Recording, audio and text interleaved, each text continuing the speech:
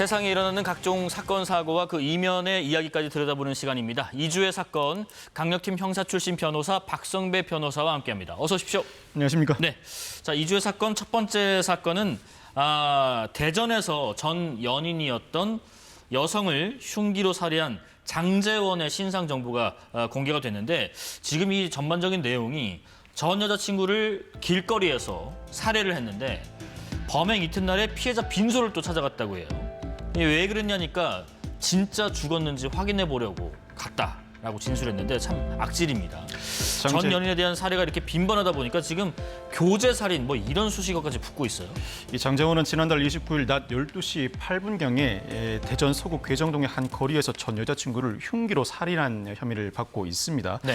범행 직후 도주했지만 하루 만에 검거되었는데 검거 전 범행 다음 날에 실제 피해자 빈소에 방문하는 예상치 못한 행각을 벌입니다.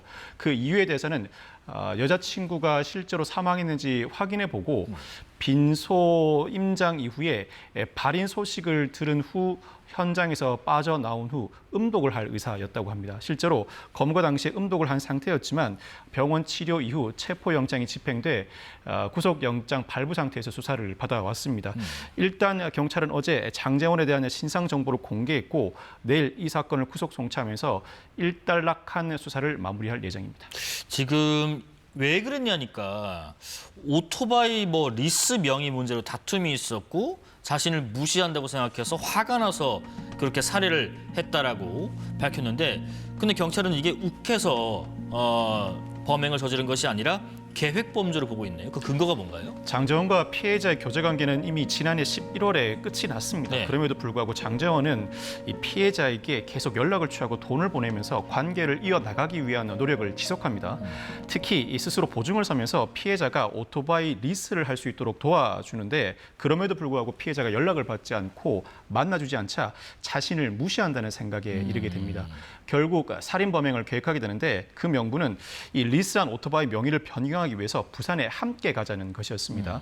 이에 따라서 지난달 28일 전 여자친구인 피해자가 빌린 공유 렌터카를 같이 타고 부산으로 향하는데 부산으로 향하는 과정에서 장제원이 돌연 그 행선지를 구미로 틉니다. 이 구미는 장제원의 연고지인데 수사 결과에 따르면 장제원은 이 구미에서 전 여자친구인 피해자를 살해할 계획을 가지고 있었다고 합니다. 그러니까 다른 장소에서 먼저 이렇게 살해를 하려고 마음을 먹고 있었다는 말씀이시네요. 사실은 이 사건이 일어나기 전날 이미 전 여자친구인 피해자를 살해할 계획을 가지고 있었던 것입니다. 그런데 당시 장소를 물색하는 과정에서 여의치 않았던지 결국 살인 범행에는 이르지 못했고 다음 날 대전으로 돌아와서는 피해자의 집에 들어가고자 하는 장제원과 이를 말리는 피해자 사이에 실랑이가 벌어지면서 결국 피해자 집 앞에서 살인 범행이 일어나게 되었습니다. 네. 이에 따라 대낮에 사람들이 오고 가는 길거리에서 살인 범행이 일어나고 말았는데 경찰은 장 씨가 범행 전에 흉기를 마트에서 구매하는 등 범행 동기를 미리 입수했고 살인 방법 등을 검색한 점에서 계획 범행으로 보고 있을 뿐만 아니라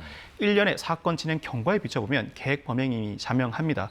이 사건은 계획 범죄일 뿐만 아니라 반성하는 모습을 보일지 자신도 범행 이후에 스스로 극단적 선택을 할 계획을 사전에 가지고 있던 상황이라 반성하는 모습을 보이지 않을 가능성이 높고 네. 반성하는 모습을 겉으로 보인다고 하더라도 재판부가 곧이곧대로 믿을 만한 상황은 아닌 것 같습니다. 지금 계획 범죄였던 것과 그렇지 않았던 것 그리고 어떤 자백에 대한 의지 이런 부분들도 그 형량에 영향을 많이 미치는 요인이 되겠죠.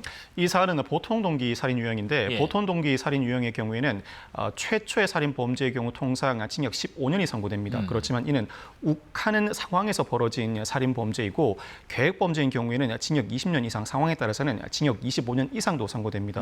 특히 살인 범죄의 경우에는 여타 범죄와 차원을 달리할 정도로 반성하는 모습을 보이는 것가 양형의 중요한 모습을 보이는데 네. 이 사건에서는 반성하는 모습을 보일지도 의문이고 반성하는 모습을 겉으로 보인다고 하더라도 곧이곧대로 믿을 만한 상황이 못 되다 보니 상당한 중형이 불가피한 상황이라고 할 수 있습니다. 지금 안타까운 것이 이게 한 달 전에 장 씨가 피해자를 폭행하고 협박해서 경찰이 출동을 했는데 그 피해자분이 처벌 불원서를 제출했다는 이유로 격리 조치라는 것들이 이루어지지가 않았다라고 하더라고요. 그러니까 이번 사건 말고도 또 지난 5월에는 동탄, 또 지난 6월에는 대구에서도 이런 교제 살인이라고 불리는 살인 사건들이 있었는데 지금 교제 폭력에서 이어진 강력 범죄가 지금 잇따르는 상황에도 지금 경찰청 통계를 보면은 교제 폭력에 대한 신고 접수는 상당히 늘었지만은 검거는 크게 변화가 없어 보여요. 지금 그래프도 나오고 있는데 이건 어떤 연관관계가 있을까요? 교제 폭력이 강력 범죄로 이어지는 상황이 이어지고 있는데 네. 실제로 설명해 주신 것처럼 2024년에만 교제 폭력 신고 접수가 8만 8천 건을 넘어서서 9만 건에 육박합니다. 그럼에도 불구하고 형사 입건은 그에 훨씬 못 미치는 1만 4천여 건에 그치고 있습니다. 불가피한 측면이 있습니다. 교제 폭력으로 당장 신고를 한다고 하더라도 형사 입건을 위해서는 피해자의 진술 등 협조가 필수적입니다. 그럼에도 불구하고 통상 교제 폭력 신고를 감행한 피해자가 태도를 달리하는 경우가 상당히 많습니다. 그동안 교제를 해왔고 앞으로도 교제를 이어나가는 경우가 상당히 많다고 할 수 있는데 실무에서는 사과해서 더 이상 처벌을 원치 않는다. 그 후로는 잘 만나고 있다던가 술을 마시면 난폭해지긴 하는데 평소에는 괜찮다는 큰 착각에 빠져 있는 경우도 상당히 많습니다. 또한 어차피 헤어질 것이라서 자극하고 싶지 않다는 취지로 협조를 거부하는 경우도 상당히 많습니다. 피해자 협조 거부는 단순히 이 피해자 보호의 일부 미흡한 조치를 초래하는 사정을 넘어서서 가해자를 실제로 처벌하는 결과에 이르지 못하는 사태를 초래하게 됩니다. 그러네요. 피해자의 구체적인 진술은 반드시 필수적인데 피해자가 적극적으로 협조하지 않다 보니 형사 입건 건수는 상당히 미미하다고 할 수 있습니다. 이 관계성 범죄는 크게 가정폭력, 아동학대, 스토킹, 교제폭력으로 나눌 수 있는데 가정폭력, 아동학대, 스토킹은 특별법이 따로 마련되어 있습니다. 네네.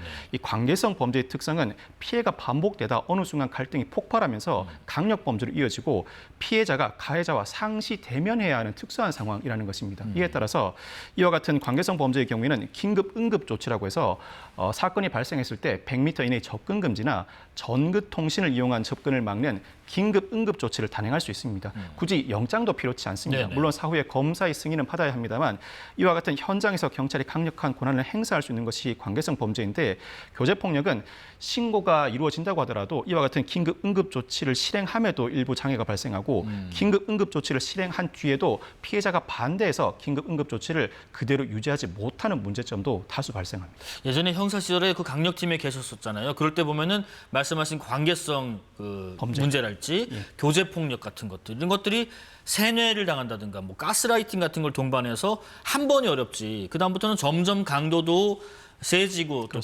잦아지고 또 범행이 잔혹해지는 양상이 있잖아요. 근데 연인이 때렸다 이런 신고가 왔을 때 한 번 왔을 때 조금 더 적극적으로 경찰이 개입할 수 있는 방법이 앞으로 좀 없나요? 스토킹 범죄는 지속적 또는 반복적 스토킹 행위를 일컫고 스토킹 행위는 상대방의 의사에 반해서 정당한 이유 없이 접근 등의 행위로 불안감 또는 공포심을 유발하는 경우를 일컫습니다.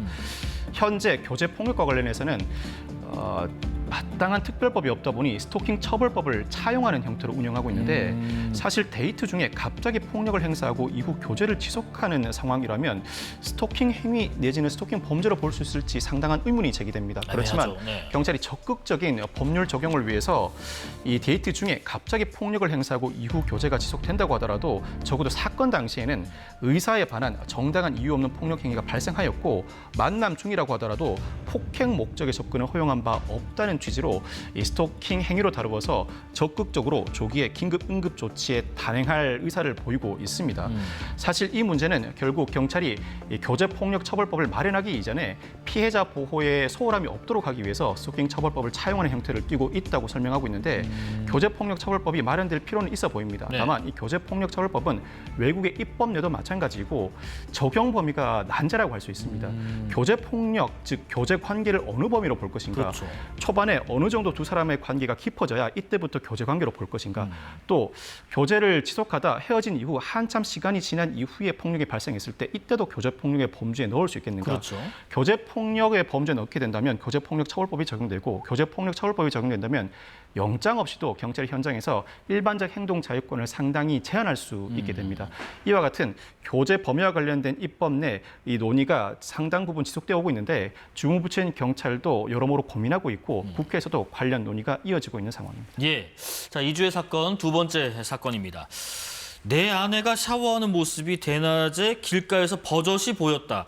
그러니까 최근에 경북 경주의 한 유명 호텔 여성 사우나와 탈의실 내부 모습이 외부에 그대로 노출됐다고 해요. 그러니까 호텔 투숙객 중에 한 분이 산책 중에 여성 사우나와 탈의실에 훤히 이렇게 보이는 것을 발견했다는 건데 호텔 측에서는 이 사실을 알리니까 처음에는 사우나 유리에 사생활 보호 필름이 부착돼서 외부에 보일 수 없다라고 반박했었다고 하는데 그런데 보였잖아요. 왜 이런 일이 벌어진 건가요? 지난 8일 온라인 커뮤니티에 올라온 글이 논란입니다. 작성자에 따르면 이 경주 유명 호텔에서 머물고 있던 와중에 마지막 날 가족들이 모두 샤워를 마치고 1층 잔디광장에서 산책을 하고 있었답니다. 네네. 산책 과정에서 올려다 봤더니 3층에 어떤 여성의 모습이 보이길래 깜짝 놀라 자세히 봤더니 여성 사우나의 내부 모습이 외부에서 보이는 상황이었다는 겁니다. 심지어 우통을 벗은 사람의 모습까지 확인될 정도였다고 하는데 관리자에게 상황을 설명했더니 호텔 관리자는 그럴 리가 없다. 우리는 사생활 보호 필름을 부착해서 내부에서 외부는 보일지언정 네. 외부에서 내부는 보이지 않는 구조라고 설명합니다. 실제로 나와서 보라고 제안했더니 나와서 본 관리자도 실제 내부 모습이 보이니 크게 놀라는 모습을 보였다고 하는데 이 사건으로 아내는 외부에 자신의 모습이 노출될 수 있었다는 사정에 잠을 못 잤다고 합니다. 특히 아내는 키가 커서 하반신도 노출될 수 있는 상황이었다고 합니다. 더 큰 문제는 5층 탈의실이라고 하는데 5층 탈의실에서는 옷을 벗고 알몸으로 계단을 내려가서 3층 사우나로 들어가는 모습이 그대로 노출될 정도였다고 합니다. 결국 이 사건으로 체크아웃 이후에 이 작성자 측은 배상을 원하는 것이 아니다. 호텔의 즉각적인 시정 조치와 고객들에 대한 사과 조치를 단행해 달라고 요구했지만 네. 그동안 호텔 측이 비교적 지지부진한 반응을 보이면서 논란이 이어져 왔습니다. 지금 보니까 뭐 호텔 측에서는 그 사생활 보호 필름이 시공은 돼 있었는데 이게 뭐 최근에 이상고온과 직사광선 성능 저하로 뭐 문제가 좀 보였다라고 얘기를 하면서 사과문도 이렇게 올렸는데 호텔 측에 어떤 책임을 묻거나 어떤 뭐 제재를 가할 수 있는 방법이 있나요? 일단 민사상 책임을 물을 수 있습니다. 예. 숙박 계약은 그 본질상 안전하고 사생활을 보호할 수 있는 시설을 제공할 의무가 포함됩니다. 그럼에도 불구하고 이와 같은 사우나 등 시설을 제공한 행위 자체는 계약 위반으로서 채무 불이행 책임을 져야 할 뿐만 아니라 불법행위 책임도 질 수 있습니다. 네. 이에 따라 고객들에게 상당한 위자료 지급 의무를 부담하게 될 수 있습니다. 일각에서는 관리자의 관리 소홀로 고객들이 정신적 충격을 받은 만큼 업무상 과실치상 형사 책임도 물을 수 있다는 의견도 나오고 있습니다만 사실 형사상 책임을 묻기 위해서는 입증의 정도가 상당히 중해야 합니다. 네. 형사상 책임을 묻기는 다소 어려워 보이는데 그동안 호텔 측이 지지부진한 행동을 보였던 이유는 이 사안이 공론화될 경우에 고객들의 신뢰가 떨어질까 봐 그렇죠. 그 부분이 무엇보다 두려웠던 것입니다. 행정적 제재가 수반될 수밖에 없는데 공중위생법에 따라 이 지자체는 사우나에 대한 영업 정지를 단행할 수 있고 특히 관광진흥법에 따라 안전 및 서비스 품질 저하 사정이 발견된 경우에는 호텔 등급 하향 조치를 취할 수 있습니다. 호텔이 가장 두려워하는 대목이라고 할 수 있습니다. 그러니까 뭐 한 뭐 4성급에서 3성급으로 내려간다든지 5성급이 4성급이 된다든지. 내려간다든지 그런 부분들. 자, 마지막 사건입니다.